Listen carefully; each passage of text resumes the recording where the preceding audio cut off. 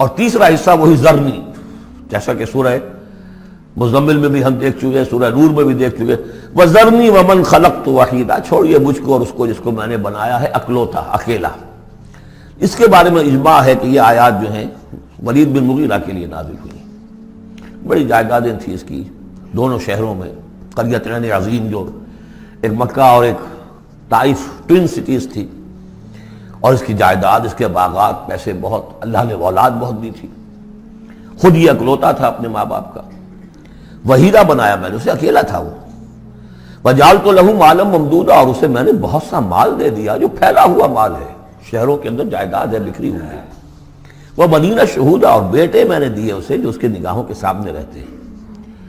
یہ بھی کسی شخص کی تونگری اور مرفہ الحالی کی علامت ہے کہ بیٹے اس کی نگاہوں کے سامنے ہوں، وہ ایکسپورٹ نہ ہو گئے ہوں امریکہ اور یورپ، معلوم ہوا کہ وہ تو گئے ہوئے ہیں بیٹے، ان کو دیکھنے کو بھی آنکھیں ترستیاں ہیں، سمجھے آپ، وہ تو پھر معلوم ہوا کہ کوئی بڑی ہی پتلی حالت ہے۔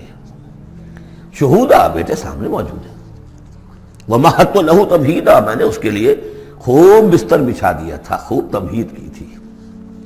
ثُمَّ يَطْمَعُ أَنْ أَزِيدَ، پھر وہ چاہتا ہے کہ میں اور بھی دوں اسے، کلا، بس اب نہیں۔ إِنَّهُ كَانَ لِآيَاتِنَا عَنِيدًا، یقیناً وہ ہماری آیات کا مخالف اور دشمن بن گیا۔ وہ یہ تھا کہ ذہین بھی بہت تھا یہ شخص، اور یہ محسوس کرتا تھا کہ جو وہ محمد کہہ رہے ہیں ٹھیک ہے، لیکن یہ کہ یہ ساری میری جائیدادیں، میرے رشتے، میری دوستیاں، میری چودراہٹ، اس سب کا رسک میں کیسے لے لوں؟ تو یہی وہ شخص ہے جو سب سے زیادہ کمپرومائز کے لیے آپ پر زور ڈالتا تھا کہ محمد اس طرح نہ کرو، کچھ نہ کچھ اپنی بات منوا لو، کچھ لوگوں کی مانو۔ یہ جو رفت پڑ رہی ہے، a house divided amongst itself cannot stand, Quraysh جو ہیں آپس میں تقسیم ہو جائیں گے تو پھر ہماری حیثیت کیا رہے گی؟ بہت مدبر انسان تھا، ایسا نہیں تھا کہ، تو یہ اس کی ساری ذہانت اور فطانت جو ہے، جس کو آپ ورلڈلی وائز کہتے ہیں، وہ بہت ذہین تھا اس اعتبار سے، اس دنیا کے حوالے سے۔ اور وہی شخص تھا، تو اس کا معاملہ یہ ہوا کہ ایک مرتبہ یہ کہیں گفتگو ہو رہی تھی بیٹھ کر چوپال میں کہ کیا کہیں ہم میں سے کوئی کہتا ہے یہ جادوگر ہے، کوئی کہتا ہے یہ شاعر ہے، باہر سے لوگ آتے ہیں، وہ جب سنتے ہیں مختلف قول تو وہ پریشان ہو جاتے ہیں، وہ سمجھتے ہیں کہ یہ خود پریشان ہے، جب یہ مختلف الخیال ہیں تو چلو میں خود جا کے اس شخص سے مل کر دیکھوں وہ کیا ہے۔ تو اس سے بہتر یہ کہ ہم ایکا کریں، ایک بات کہیں۔ تو اب یہ کہ کیا کہیں، اس پر مسئلہ پیدا ہو گیا۔ تو اب یہ کہ یہ گیا تھا حضور کے پاس بات کرنے، اور وہاں انہیں کچھ اندیشہ ہوا کہ یہ تو کچھ اثر ہو گیا، معلوم ہوتا بدل گیا۔ یہ واپس آیا ہے، پوچھا کہ کیا خیال ہے، کیا ہم اسے کہیں کہ شاعر ہے؟ کہ نہیں، میں شاعروں سے مجھ سے خوب واقف ہوں، جو محمد کلام پیش کر رہے ہیں وہ شعر نہیں، شاعر نہیں، کچھ اور چیز۔ اچھا ہم کاہن کہہ دیں انہیں؟ کہ نہیں نہیں، میری کاہنوں سے تعلقات ہیں، دوستیاں ہیں، میں جانتا ہوں کاہنوں کا کردار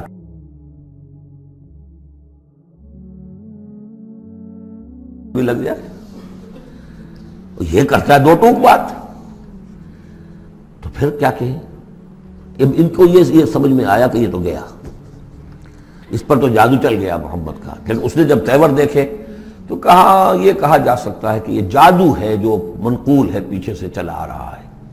اب یہ جو اس کی گفتگو میں جو اس کی رد و قدا ہوئی ہوگی، ضمیر نے ملامت کی، کچھ اپنے ضمیر کو دبایا، کچھ اپنی مصلحتوں کو سامنے رکھ کر جو بات، اس کا ایک نقشہ کھینچا گیا ہے یہاں، فصاحت و بلاغت کی انتہا ہے۔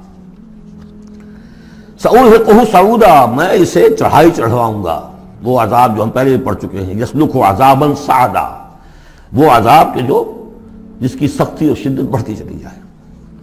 انہ فکر وقدر، اس نے غور کیا، کچھ اندازہ کیا کہ حق کو ماننے کا کیا نتیجہ نکلتا ہے، نہ ماننے کا کیا نتیجہ نکلتا ہے، وہ بیلنس بنا رہا ہے اپنے ذہن میں۔ انہ فکر وقدر فقتل کیف قدر، تو ہلاک ہو جائے، کیسا غلط اس نے اندازہ ٹھہرایا۔ ثم قتل کیف قدر، پھر ہلاک ہو جائے، کیسا غلط اندازہ ٹھہرایا۔ ثم نظر، پھر اس نے ذرا دیکھا، جیسے کہ کہہ رہا غور و فکر، لوگ دیکھیں غور و فکر کر رہا ہے۔ ثم عبس وبصر، پھر ذرا وہ اپنا منہ بسورا اور ماتھے کے اوپر بھی کچھ وہ بل لے آیا۔ ثم ادبر واستکبر، اور پھر ذرا اس نے تکبر کے ساتھ اپنی پیچھے کو مڑا۔ فقال ان ھذا الا سحر یؤثر، اس نے کہا نہیں بس ٹھیک ہے، یہ جادو ہے جو چلا آ رہا ہے، محمد کا کلام جو ہے جادو ہے، جادو اثر تو ہے۔ ان ھذا الا قول البشر، لیکن ہے بہرحال یہ انسانی کلام، یہ جو محمد کا دعویٰ ہے کہ یہ اللہ کا کلام ہے، یہ نہیں۔ سأصلیہ سقر، اب اس پر جو اللہ کا غضب بھڑک رہا ہے، ان قریب میں اس کو ڈالوں گا آگ میں، وما ادراک ما سقر، اور تمہیں کیا معلوم کہ وہ سقر کیا ہے، لا تبقی ولا تذر، نہ باقی رہنے دے گی نہ چھوڑے گی، موت بھی نہیں آئے گی۔ لواحۃ للبشر، انسان کی کھال کو جھلس ڈالے گی، علیہا 19، اور اس پر 19 ہیں داروغہ، سرہنگ 19۔ یہاں تک تو یہ یوں سمجھیے کہ اسی آہنگ میں بات چلی آ رہی ہے، وہی چھوٹی چھوٹی آیتیں، وہی انداز، وہی فلو۔ آگے بڑی طویل آیت آ گئی ہے، یہ بالکل سورہ مزمل کی طرح ہے۔ وہاں جو طویل پھر آیت آئی ہے جس پر کہ ایک پورا رکوع مشتمل ہے، وہ بعد میں نازل ہوئی ہے، تو یہ آیت بھی بعد میں نازل ہوئی ہے۔ لوگوں نے کہا ہوگا یہ 19 کیا کچھ تماشا بنا لیا لوگوں نے، اچھا بھائی 19 ہی فرشتے صرف وہاں، تو کوئی ڈر کی بات نہیں ہے۔ کسی نے کہا 10 کو تو میں نبٹ لوں گا، باقی کا تم بندوبست کر لینا، 19 ہی ہے نا، تو ایسی کون سی بڑی تعداد ہے۔ تو یہ جو استہزاء کا موضوع بنایا، اس پر یہ آیت اتری، وما جعلنا اصحاب النار الا ملائکہ، اور یہ جہنم کے جو داروغہ ہیں ہم نے وہ فرشتوں کو بنایا ہے، وہ انسان نہیں ہے جو تم یہ ایک ایک آدمی 10 کو سنبھال لے گا۔ وما جعلنا عدتهم الا فتنة للذین کفروا، یہ تعداد جو ہم نے تمہیں بتا دی ہے ان کی، وہ صرف اس لیے کہ کافروں کے لیے ایک جانچ ہو جائے، پرکھ ہو جائے۔ لیستیقن الذین اوتوا الکتاب، تاکہ اوتوا الکتاب جنہیں کتاب دی گئی تھی انہیں یقین آ جائے۔